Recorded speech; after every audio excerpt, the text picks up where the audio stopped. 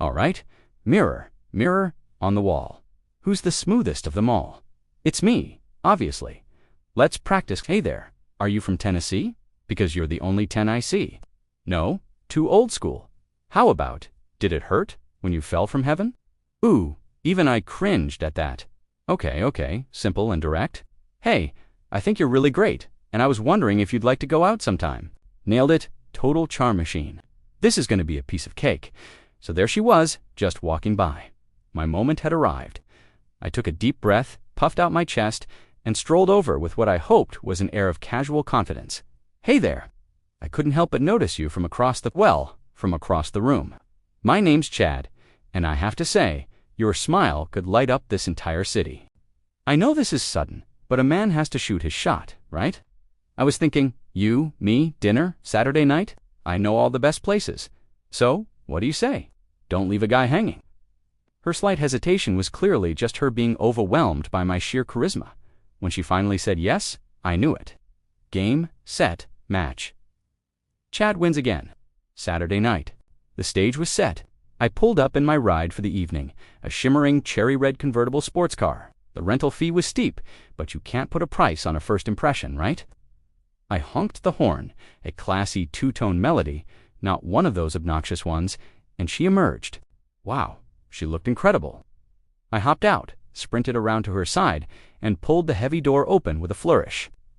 "M'lady," I said, with a deep, gallant bow. She slid in, and as I went to close the door, I made sure to give it a firm, secure push. There was a slight ripping sound, but I was sure it was just the wind. I jogged back to my side, feeling like the star of a movie. Showtime. We arrived at La Fontaine, the fanciest place in town. I'd only ever seen it in magazines, but how hard could it be? The waiter, a stiff-looking guy in a tux, handed us these enormous menus. I scanned the page, all these weird, squiggly words. "Ah, yes," I announced confidently. "I will start with the escargots, and for the main, the filet mignon. Rare, of course." I glanced at her. "You look like a lady who appreciates the finer things. Don't you worry your pretty little head about this menu?" The waiter raised an eyebrow, probably impressed by my worldly pronunciation. I picked up a tiny fork. "What's this for? A doll's house?" I joked, letting out a hearty laugh. The table next to us stared. Clearly, they appreciated my humor. "So, a penguin walks into a bar," I began. My joke arsenal was legendary. When the waiter returned to take her order, I held up a hand. "I've got this," I said with a wink. "My lovely date will have the same as me. A big, juicy steak. A woman needs her iron, right?" I gave her a little nudge. She seemed a bit taken aback, probably just not used to a man taking charge like this. It's a lost art, really. True chivalry. When the food arrived, my steak was perfect. I saw her looking at her own, barely touching it. "Not hungry?" I asked, my mouth full of potatoes. "Don't worry, I can help you with that. A gentleman always finishes the food. Can't let it go to waste." I was just being resourceful. The rest of dinner was a blur of my best stories and my attempts to figure out which of the 12 spoons was for the soup. It's a trap, I'm sure of it. After dinner, I had the perfect romantic finale planned. A walk on the beach.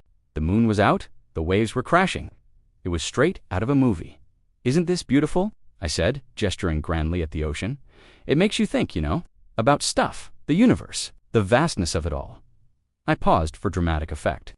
"It's like, are we just tiny specks of dust in a cosmic vacuum? Or is the vacuum just a tiny speck of dust in us? Deep, right?" I could tell she was blown away by my philosophical side. Then, a grain of sand got in my shoe.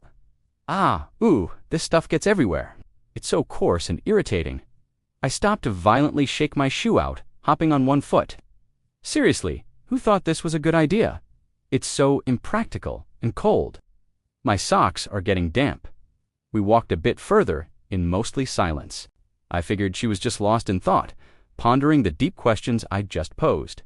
The drive home was quiet. A comfortable quiet, you know? The kind of quiet that says, we've connected on such a deep level, words are no longer necessary. I pulled up to her house, killed the engine of the magnificent sports car, and turned to her. The moonlight hit her just right. This was the moment. The perfect end to a perfect date. I leaned in, puckering my lips for the big finale. It was a little awkward, I'll admit. She sort of jerked back and mumbled a quick goodnight before practically jumping out of the car. She must have been shy. Yeah, that's it. Overwhelmed by the magic of the evening. As she rushed inside, I leaned back in the driver's seat, a massive grin on my face. I could still hear the faint sound of her door closing and a lock clicking. She was probably just excited to get inside and write in her diary about our amazing date. I started the car, the engine roaring to life. Nailed it, I said to my reflection in the rearview mirror. She is definitely going to call me tomorrow. I revved the engine one last time for good measure and sped off into the night. Already planning our second date, what a success. Some guys just have it all. Thanks for watching our little story unfold. If you've ever been on a date this bad, or maybe even been the one causing the disaster, let us know in the comments below. We'd love to hear your stories. Don't forget to hit that like button if you got a laugh out of this, and subscribe for more content. We'll see you in the next video.